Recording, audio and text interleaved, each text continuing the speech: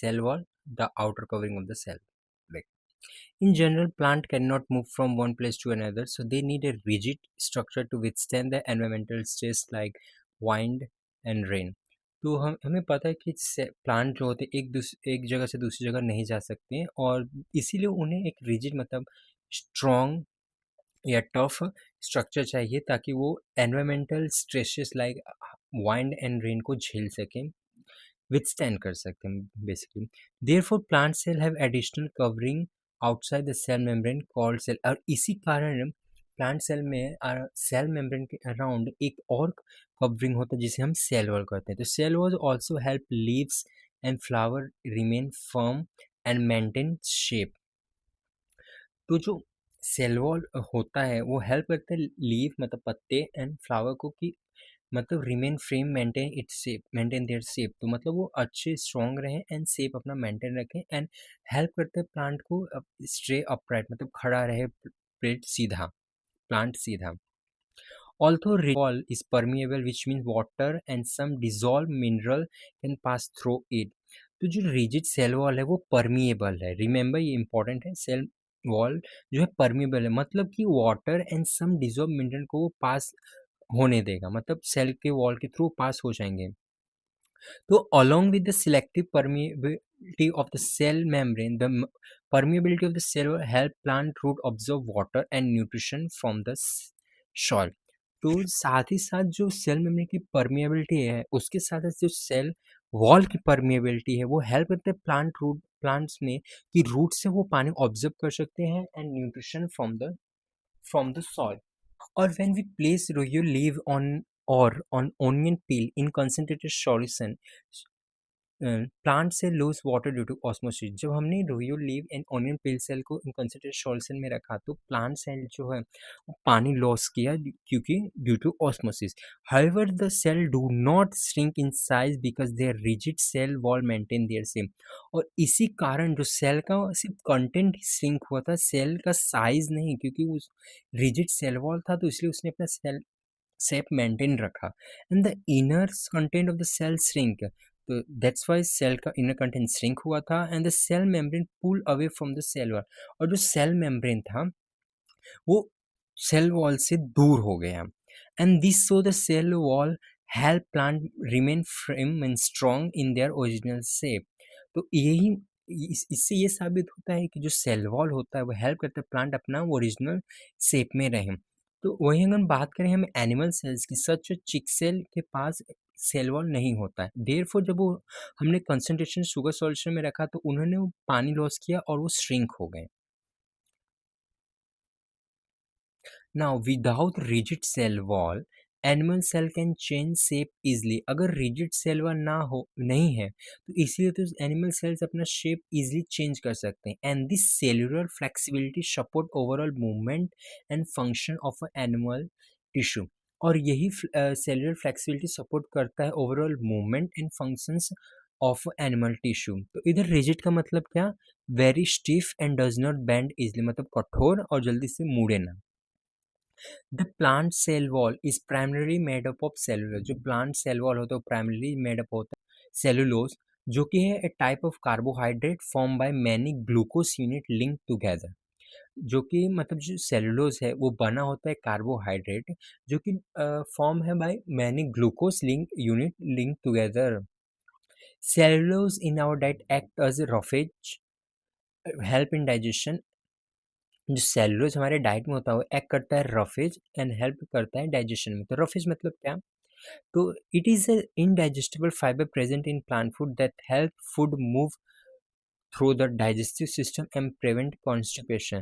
तो जो ये रफेज जो इनडाइजेस्टिबल फाइबर है जो कि हमें प्लांट फूड में मिलता है वो हेल्प करता है कि फूड मूव करे through digestive system and prevent करता है कॉन्स्टिपेशन. एग्जाम्पल जैसे कि fruit, vegetable, whole grain contain roughage, जैसे कि ये फ्रूट, वेजिटेबल एंड ग्रेन ये कंटेन करते हैं रफेज.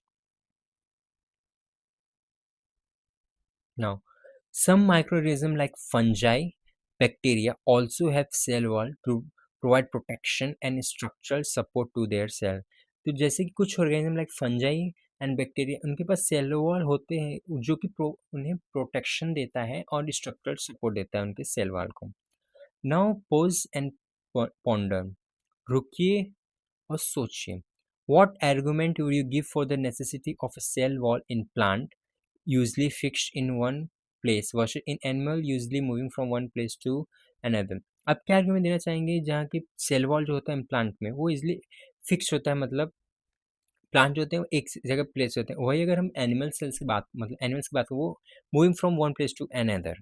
क्या आर्गुमेंट देना चाहेंगे इस पे आप? What consequence would you predict for a plant cell if its cell wall were to become flexible as a cell membrane? क्या होता, क्या कॉन्सिक्वेंस आप प्रेडिक्ट करते हैं अगर प्लांट सेल का जो सेल वॉल है वो फ्लेक्सिबल हो जाए सेल मेम्ब्रेन के जैसे? तो why it is important to cut two potato pieces in roughly equal size and measure their initial weight before placing them in different liquid? और ये क्यों इम्पोर्टेंट है कि पोटैटो को हम इक्वल साइज में ही कट करें और उनका इनिशियल वेट मेजर कर दें बिफोर हम उन्हें डिफरेंट टाइप ऑफ लिक्विड में रखें? तो आइए इसका आंसर समझते हैं.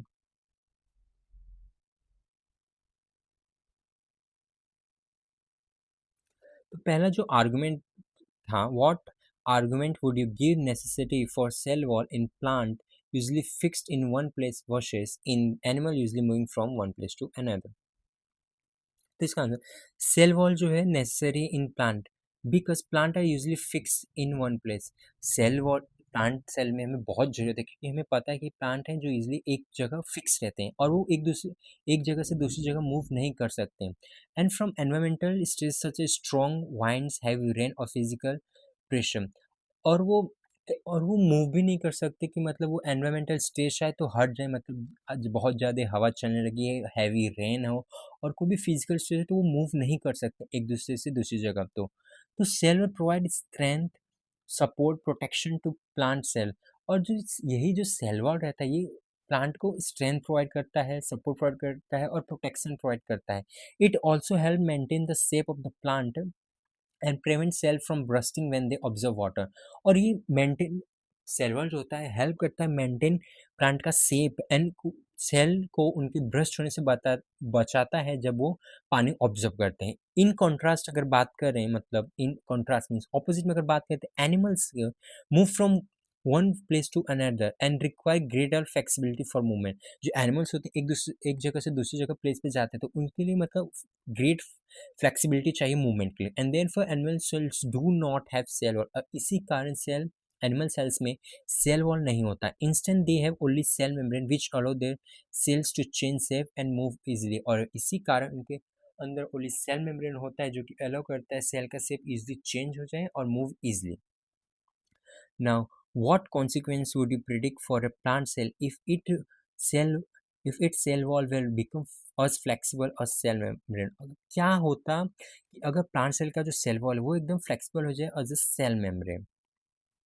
तो if the cell wall of plant cell become flexible as a cell membrane, the plant cell will lose its rigidity and structural support.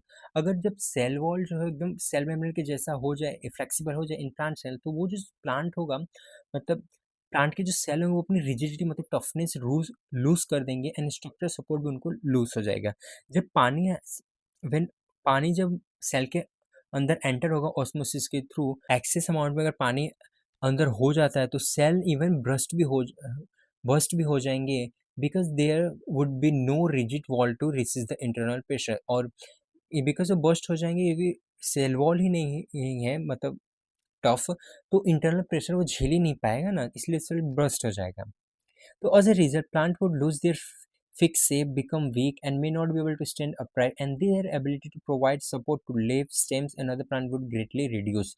तो एज ए रिजल्ट ये होगा कि सेल जो प्लांट जो होगा तो वो अपना शेप लूज कर देगा और कमज़ोर हो जाएगा एंड खड़ा मतलब स्ट्रेट अपराइट नहीं हो पाएगा एंड देन सपोर्ट भी नहीं कर पाएगा लीव्स को, स्टेम्स को and other part of plants.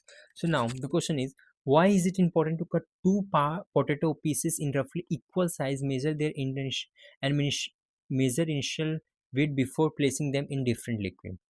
So it is important to cut two potato pieces into roughly equal size so that the pieces start with nearly same amount of tissue and water content, and this ensure a fair comparison between the effect of the two liquid.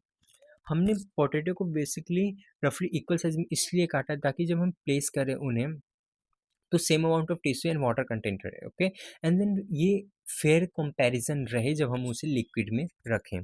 तो measuring the initial weight before placing them in a different liquid help in determine how much water has been gain और lost through osmosis. By comparing the initial final weight we can accurate observe the effect of each liquid on the potato pieces. तो हम इसलिए हमें initial weight measure करते हैं ताकि जब हम लिक्विड में रख दे तो हम ये डिटरमाइन कर सकें कितना पानी गेन या लॉस हुआ है by osmosis, by comparing initial and final weight, ताकि हमें एक्यूरेट अपना रिजल्ट मिले। And without the equal size and initial weight measurement the result में be unreliable. It would be difficult to conclude whether the change in weight was due to osmosis और difference in the potato piece themselves. तो अगर equal weighting मतलब equal size ना हो और wait हमने initial weight measure नहीं किया तो रिजल्ट हमारा काफ़ी अनरिलायबल होगा और हम कोई भी कुछ भी रिजल्ट कंक्लूड नहीं कर पाएंगे। हो सकता है क्या होगा कि मतलब रिजल्ट जो अपना वो चेंज हुआ क्योंकि दोनों का वेट डिफरेंस था और ये दोनों पीसेस मतलब साइज में अलग थे और मतलब तो वेट अलग था, क्या था, हमें कुछ रिजल्ट हमें एक्यूरेट नहीं मिलेगा अगर पोटैटो का साइज रफली सेम ना हुआ तो और हमने अगर इनिशियल वेट मेजर नहीं किया। नाउ अब हम देखेंगे cell interior a coordinate working system. You have learn most cell have three basic part. तो मोस्ट ऑफ सेल्स के तीन बेसिक पार्ट होते हैं, plasma membrane, cytoplasm and nucleus. तो a selective permeable membrane called plasma membrane, semi fluid jelly like substance cytoplasm. Remember cytoplasm में है वो semi fluid है, जेली लाइक है। और प्रोमिनेंट न्यूक्लियस, प्रोमिनेंट मतलब क्लियरली विजिबल। तो ये जो तीन पार्ट्स हैं वो बेसिक्स पार्ट है ऑफ कोई सेल्स है, मोस्ट ऑफ सेल्स के। In addition to the nucleus the cytoplasm contains several subcellular component called organelles. In addition to nucleus अगर हम देखें तो साइटोप्लाज्म जो होता है कंटेंट करता है सब सेलुलर कंपोनेंट है और उस कंपोनेंट को हम ऑर्गेनेल्स बोलते हैं along with the other substance present in it most of which only visible electron microscope। और भी कुछ सब्सटेंस प्रेजेंट होते हैं जो कि विजिबल होते हैं ओनली इलेक्ट्रॉन माइक्रोस्कोप के थ्रू ही। इधर डायग्राम दिया है, इधर एक्टिविटी है फर्स्ट, तो लेट स्टडी स्टडी करना है। तो हम ये है अपना टिपिकल बैक्टीरियम, ये प्लांट सेल और ये एनिमल सेल। तो देखते हैं क्या क्या मेंशन किया था। First we will start with the bacteria. तो बैक्टीरिया सेल में क्या क्या मेंशन किया है, ये अपेंडेज है जो हेल्प करता है बैक्टीरिया को लोकोमोशन में। और ये अपना येलो येलो जो दिख रहा है वो साइटोप्लाज्म। और ये जो पिंकिश लाइक थ्रेड लाइक दिख रहा है वो न्यूक्लियोइड है जो कि जेनेटिक मटेरियल है। और ये जो ब्लू ब्लू दिख रहा है वो है राइबोसोम। और ये जो ग्रीन आउटर पार्ट है ये अपना सेल वॉल है। बस हमें इतना ही दिया है। नाउ प्लांट सेल्स में हमें ये green one ribosomes, cell wall, chloroplast, large है vacuole, this is our cell membrane, this is nucleus, this portion nucleolus, and this is endoplasmic reticulum, in short we call ER। and this is our Golgi apparatus या Golgi body, and this is mitochondria, and this is cytoplasm। now animal cells, this yellow one ribosomes, lysosome, vacuole। तो इधर एक बात मतलब चीज़ आपने notice किया, मतलब इधर का वैक्यूल देखिए प्लांट सेल में मतलब कितना बड़ा है और इधर इतना स्मॉल टाइनी है काफ़ी। तो जब भी आप डायग्राम स्टडी करें तो इधर कंपेयर करके देखें एंड ऑब्जर्व करें क्या क्या मेंशन क्या डिफरेंस है ये सब, okay. And then this layer is our cell membrane, this nucleus, nucleolus, endoplasmic reticulum, mitochondria, cytoplasm, Golgi body या गोल्जी apparatus। डन। तो study the given diagram of bacterial cell जो कि हमने स्टडी कर लिया। And observe the different structure present in them. Done. हमने different different structure observe किया मतलब स्टडी के क्या क्या है। And record your observation in 2.1। हमें 2.1 में टेबल में अपना ऑब्जर्वेशन रिकॉर्ड करना है। And bacteria cell wall lack well defined nucleus. तो बैक्टीरिया का जो सेल होता है वो वेल डिफाइंड न्यूक्लियस में एब्सेंट रहता है और मेम्ब्रेन बाउंड ऑर्गेनेल भी एब्सेंट रहता है। तो मेम्ब्रेन बाउंड ऑर्गेनेल मतलब वो होते हैं ऑर्गेनेल होते हैं जो सराउंड बाय जो खुद की मेम्ब्रेन से सराउंड होते हैं उसे मेम्ब्रेन बाउंड ऑर्गेनेल बोलते हैं। ये दो चीज़ बैक्टीरिया में एब्सेंट रहता है। And such cells called prokaryotic cell. और ऐसे टाइप सेल्स को हम प्रोकैरियोटिक सेल बोलते हैं। अगर हम प्रोकैरियोटिक सेल हैं और इस वर्ड को मतलब प्रोकैरियोटिक को वर्ड को ब्रेक डाउन करेंगे तो प्रो मीन्स क्या, primitive.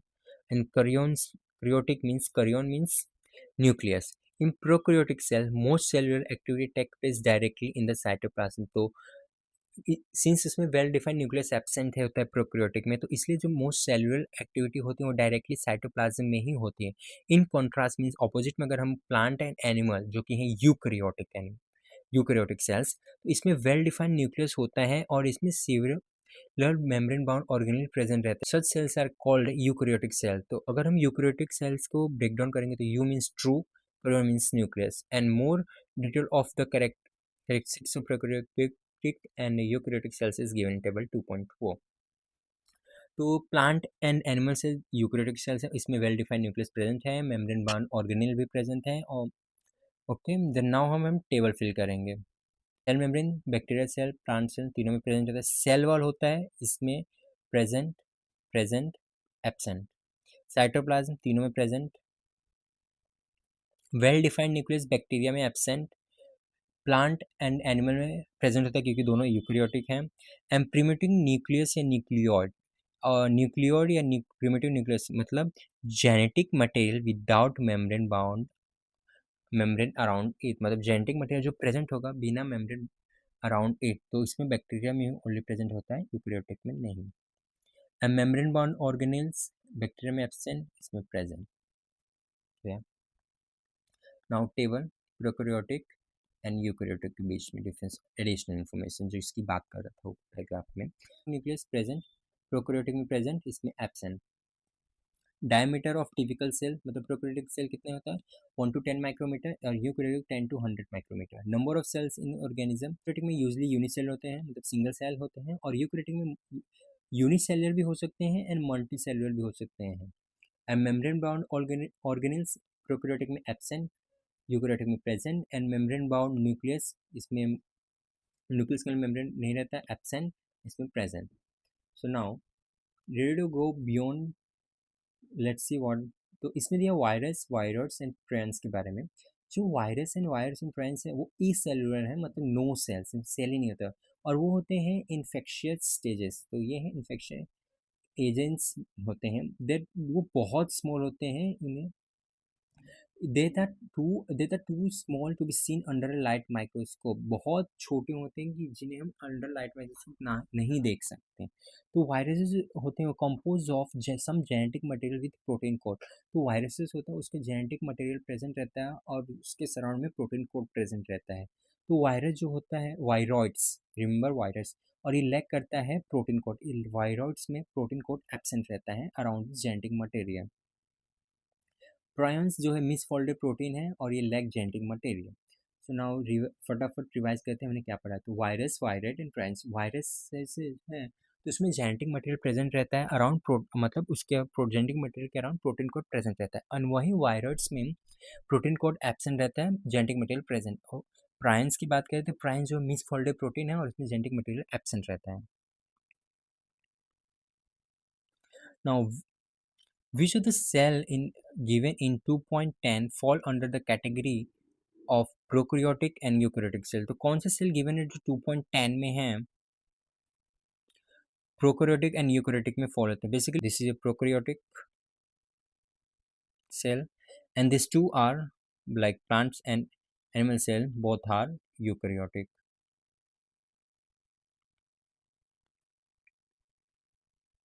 Now again ready to go beyond.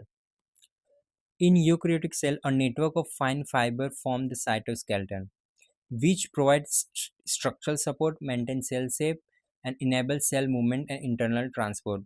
Eukaryotic cells में एक network of fine fibre present होता है जो कि फॉर्म करता है साइटोस्केलेटन, और ये साइटोस्केलेटन यूकैरियोटिक सेल में स्ट्रक्चरल सपोर्ट देता है, सेल का शेप मेंटेन करता है और इनेबल करता है cell movement and internal transport. और ये साइटोस्केलेटन है ओनली इलेक्ट्रॉन माइक्रोस्कोप के अंडर विजिबल है as a separate entity, and the cytoplasm में ऑल्सो स्टोर स्टार्च और crystal of calcium oxalate and silica in some plants, and these are known as cell inclusion। and cytoplasm में हो सकता है कि starch भी store होके इन प्लांट सेल्स, और वही क्रिस्टल ऑफ कैल्शियम ऑक्जेलेट या silica in some plant cells. And इन्हें हम सेल इंक्लूजन बोलते हैं। अगर बोलें इनको डिफाइन कैसे करें तो cell inclusions are non living material present in the cytoplasm that serve as storage product, pigment and waste substance of the cell. जो सेल इंक्लूजन्स हैं वो नॉन लिविंग मटेरियल हैं, प्रेजेंट होते हैं साइटोप्लाज्म में, और वो एक्ट करते हैं या serve as a storage product, pigment storage store करते हैं pigments, product, waste substance of the cell. Now why do eukaryotic cell need this organelles? अब क्वेश्चन है कि यूकैरियोटिक सेल में ये ऑर्गेनिज की जरूरत क्या है। तो eukaryotic cells carry out various life process in different cell organisms independently at the same time. तो यूकैरियोटिक सेल्स में डिफरेंट डिफरेंट लाइफ प्रोसेस होते हैं in different organelles independently at the same time. तो सेल्स ऑर्गेनली जो होते हैं help करते हैं in building new material, remove waste, providing energy to the cell, and they work together to perform the all function in the cell. और ये work साथ में काम करते हैं ताकि सब function all to perform all function of the cell, साथ में काम करते हैं ताकि इस सेल की जितनी फंक्शन परफॉर्म कर सकते हैं। इन अदर वर्ड सेल जो होते हैं वो टाइनी लिविंग फैक्ट्री हैं with each of its part doing a specific job. तो इन सिंपल वर्ड बोल सकते हैं सेल बहुत छोटा फैक्ट्री है जिसमें हर एक कोई पार्ट अपना अपना जॉब कर रहा है। Okay, so let us explore the specific structure present inside the cell. चलिए अब देखते हैं कि कौन कौन से स्पेसिफिक स्ट्रक्चर मतलब जब प्रेजेंट है। फर्स्ट है nucleus, house of coded instruction. तो न्यूक्लियस जो है वो हाउस ऑफ कोडेड इंस्ट्रक्शन है। तो न्यूक्लियस जो है डबल लेयर है covering called nuclear membrane. Nucleus has double layer covering called the nuclear membrane, which has pore and allow the transfer of material between the nucleus and cytoplasm. तो nucleus है वो double layer membrane से cover है जिसे हम nuclear membrane बोलते हैं। उसके अंदर पोर, उसके ऊपर पोर प्रेजेंट है और जिसमें ट्रांसफर होता है और allow the transfer of material between the nucleus and cytoplasm. तो इधर से मतलब मटेरियल का ट्रांसफर होगा between the nucleus and the cytoplasm. The nucleolus, the central dark part, is the dense round body. Dense means ghana round body. Here you can see in the nucleus where the synthesis of ribosomal subunit take place. और इधर nucleus में synthesis और ribosomal subunit take place. जो ribosome के सब units होते हैं वो सिंथेसाइज इधर न्यूक्लियस में होते हैं। And this subunits then exist the nucleus to cytoplasm. और ये सब यूनिट जब बन जाते हैं तो एग्जिस्ट करते हैं न्यूक्लियस को टू द साइटोप्लाज्म। न्यूक्लियस से साइटोप्लाज्म में जाते हैं सब यूनिट बन के। Where one large and one smaller subunit assemble to form ribosome. और जहाँ ये असेंबल हो जाते हैं मीन साइटोप्लाज्म में असेंबल हो जाते हैं, मतलब एक लार्ज सब यूनिट एक स्मॉल सब यूनिट असेंबल हो जाते हैं तो फॉर्म करते हैं राइबोसोम। हेयर डायग्राम में आप देख सकते हैं ये राइबोसोम का लार्जर सब यूनिट, ये स्मॉलर सब यूनिट है और ये कंबाइन होके राइबोसोम बनाता है। तो ribosome are made up of two subunit, smaller subunit and larger subunit.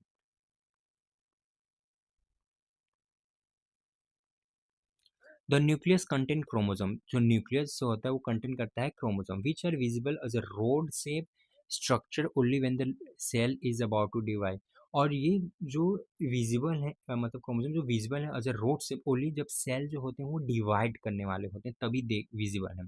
And chromosome contain information for inheritance of characters from parents to the next generation in the form of DNA. और DNA का full form है deoxyribonucleic acid molecule. जो chromosome होता है वो contain करता है information for inheritance, like वो इंफॉर्मेशन पास करता है parents to the next generation in the form of DNA. So chromosome compose of DNA and specific protein. तो क्रोमोसोम होता है कंपोज करता है of DNA and specific protein. और जो डीएनए मॉलिक्यूल्स है वो जेनेटिक इंफॉर्मेशन कंटेन करता है। Then functional segment of DNA are called genes. और जो फंक्शनल सेगमेंट ऑफ डीएनए मतलब जो डीएनए का जो फंक्शनल पार्ट है उसे हम जीन बोलते हैं। इन नॉन डिवाइडिंग सेल जो डिवाइडिंग ना हो तो उनमें DNA is present as a part of chromatin material. उनमें जो नॉन डिवाइडिंग सेल है उनमें डीएनए प्रेजेंट होता है as a part of chromatin material. जो क्रोमेटिन मटेरियल है वो विजिबल है as a entangle mass of thread structure. और क्रोमेटिन मटेरियल विजिबल होता है एंटेंगल मतलब ऐसी गुच्छा मतलब ऐसे में तो नहीं धागे ऐसे गुजर सुबह रखे होते हैं वैसे हो एज अ मास्क प्रेजेंट रहता है chromatin. Whenever the cell is about to divide the chromatin material get organise into chromosome. और जब भी जब सेल डिवाइड होने वाला रहता है तो वो क्रोमेटिन जो होता है ऐसे उलझा हुआ पड़ा रहता है, तो वो ऑर्गेनाइज हो जाता है इनटू क्रोमोसोम्स में। तो इधर डायग्राम में हम देखते हैं, एक बार डायग्राम पढ़ते हैं। तो ये रहा अपना सेल, न्यूक्लियस, ये जूम किया है, तो ये रहा है इस साइड में थ्रेड लाइक, मतलब ऐसे पड़ा हुआ है क्रोमेटिन, और इधर हमें क्रोमोसोम पड़ा है। तो क्रोमोसोम्स में ही अब देखिए, तो डीएनए, ओके, तो DNA, chromosome, then DNA, then now ये structure of nucleus.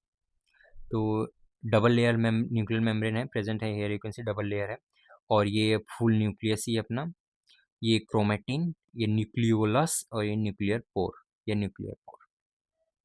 Now thread of curiosity, some cell are specialise to perform a specific function. कुछ सेल स्पेशलाइज होते हैं कि वो स्पेसिफिक फंक्शन ही परफॉर्म करें। For example, mature red blood cells in human cell do not have nucleus enucleated, मतलब जो mature जो आरबीसीज होते हैं इंसानों में, उनमें न्यूक्लियस एब्सेंट होता है, और ये जो एब्सेंस ऑफ न्यूक्लियस, इस कंडीशन को हम इन्यूक्लिएटेड बोलते हैं।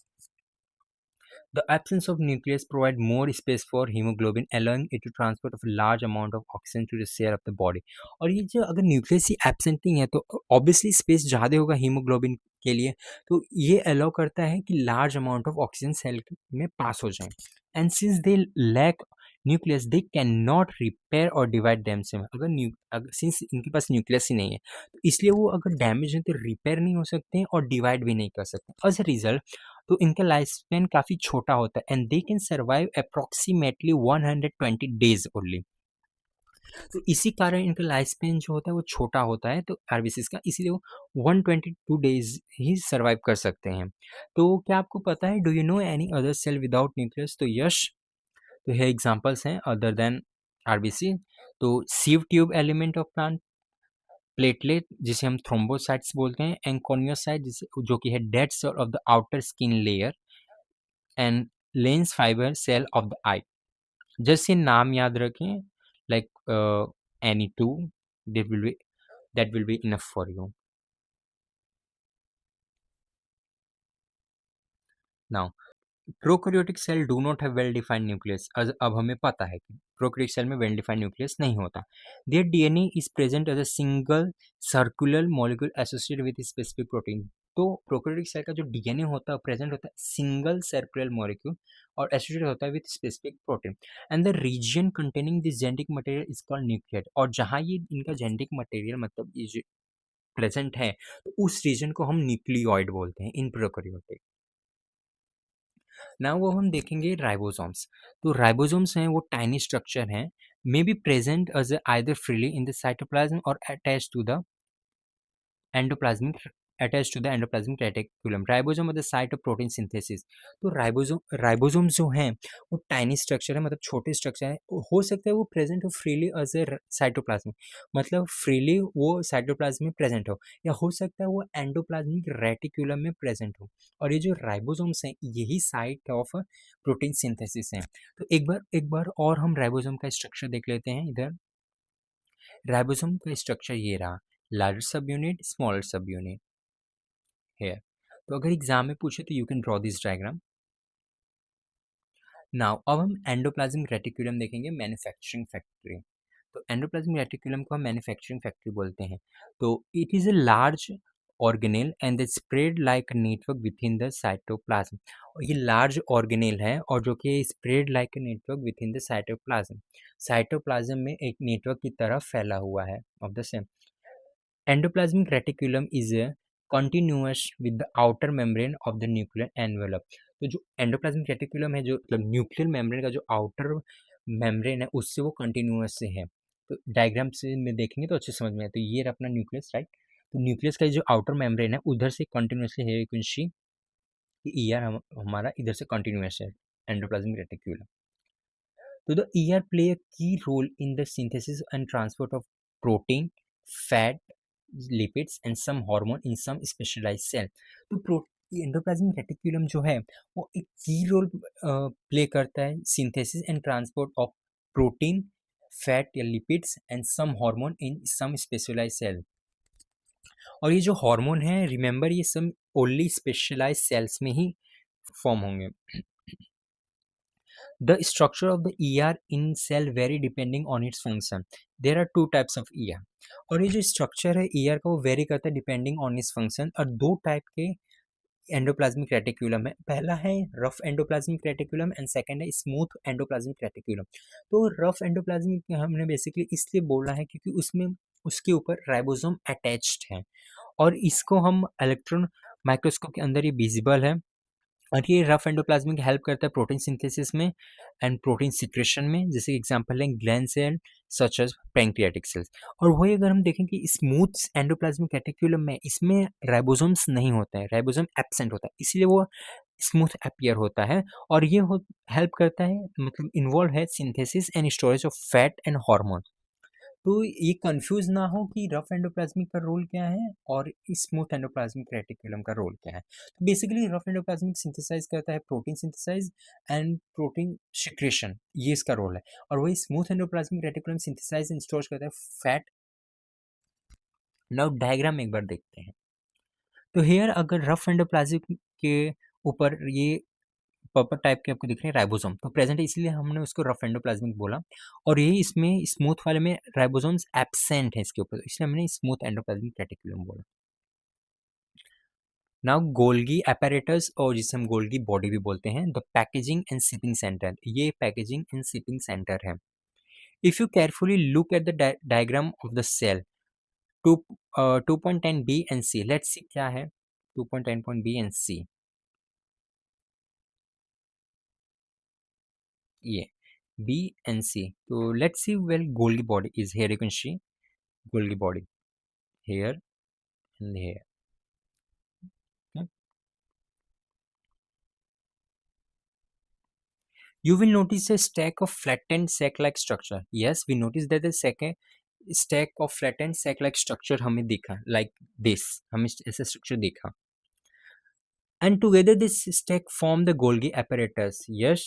तो और इसी से ही हमारा गोल्गी apparatus बना, जैसे कि स्टैक सेक लाइक स्ट्रक्चर है, स्टैग हुआ तो इसी ये हमारा गोल्गी apparatus मतलब गोल्गी बॉडी यू कैन से।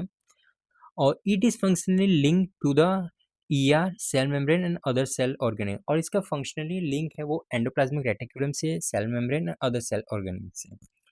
तो गोल्गी apparatus जो एक्ट करता है सेल्स पोस्ट ऑफिस, तो गोल्गी apparatus जो है एक्ट करता है पोस्ट ऑफिस की जैसे, सेल्स का पोस्ट ऑफिस जैसे। It modifies sorts and package proteins और lipids into vesicle for transport secretion and lysosome formation.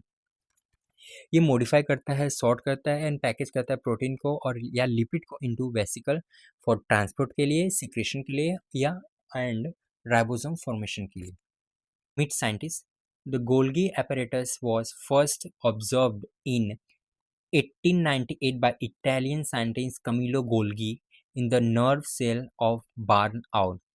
जो गोल्गी apparatus है जो फर्स्ट टाइम ऑब्जर्व किया था scientist Camillo Golgi in 1898 in the cell nerve cell of barn owl using the special staining technique. और उन्होंने observe करने के लिए स्पेशल स्टेनिंग टेक्निक यूज किया था। उन्होंने ऑब्जर्व किया thread like network. Early microscope could not resolve it clearly, और तो अर्ली जो पहले के माइक्रोस्कोप थे उन्होंने क्लियरली मतलब अच्छे से नहीं देख पाए क्या था वो। देयरफॉर मैनी डाउट एग्जिस्ट, और इसलिए मैनी डाउट एग्जिस्ट कर रहे थे। However electron microscope observation confirm it decade later. तो इलेक्ट्रॉन माइक्रोस्कोप आया तो उसका उसके अंदर ऑब्जर्व करने के बाद उसका confirmation हो गया कि गोल्गी apparatus ही है। When the structure was clearly seen and confirmed, it was named Golgi apparatus in his honor। और जब स्ट्रक्चर क्लियरली देखा गया, कंफर्म किया गया, तो उसका नाम गोल्गी apparatus गया इन उनके हॉनर में। नाउ अब हम देखेंगे लाइसोसोम पढ़ने पहले हेयर, इधर आप देख सकते हैं गोल्गी apparatus का डायग्राम। लाइक ये सब आपको इम्पोर्टेंट आपके इम्पॉर्टेंट नहीं है, बस ध्यान रखिए क्या है।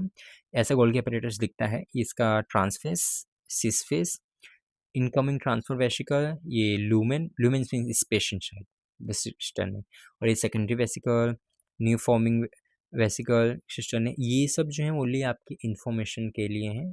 In exam just draw the diagram of the Golgi apparatus, you will get marks। You do not have to mention these all, this is for higher grade student, I have just put the diagram here so that for just for the information। Now lysosomes the cleanup system, lysosome है उसे हम cleanup system बोलते हैं। Cell produce waste material, damage worn out organelles and during that activity. How does the cell prevent this waste from accumulating inside? तो cell जो होता है produce करता है waste material, damage worn out organelles during the activity. तो cell कैसे prevent करता है कि ये सेल के अंदर अक्यूमुलेट ना हो जाए? तो लाइसोसोम है वो single membrane bound sac filled with enzyme which can break down unwanted protein, carbohydrate, fat, and even damage part of cell and keeping it clean and healthy. तो लाइसोसोम जो है वो सिंगल मेम्ब्रेन बाउंड सेक है।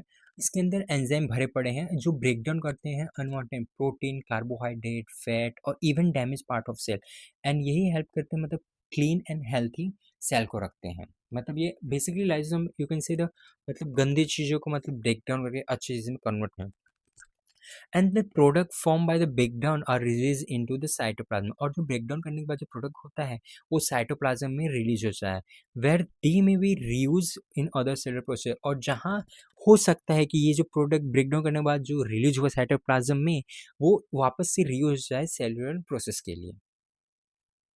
Now thread of curiosity, human sperm cells contain lysosomal enzyme. तो human का जो sperm होता है वो कंटेन करता है lysosomal enzyme. When a sperm cell meet an egg, this help enzymes help break down the outer layer of the egg. जब sperm cell मतलब स्पर्म मीट करता है एग सेल्स को, तो वो एंजाइम जो लाइसोसोमल एंजाइम इसके अंदर होता है इसका स्पर्म के अंदर, तो हेल्प करता है वो एग का आउटर लेयर ब्रेक करने में, और जिससे हेल्प होता है फर्टिलाइजेशन टेक प्लेस करता है इसी वजह से। तो इसके बारे में हम ह्यूमन स्पर्म के लेटर हम चैप्टर 11th में पढ़ेंगे।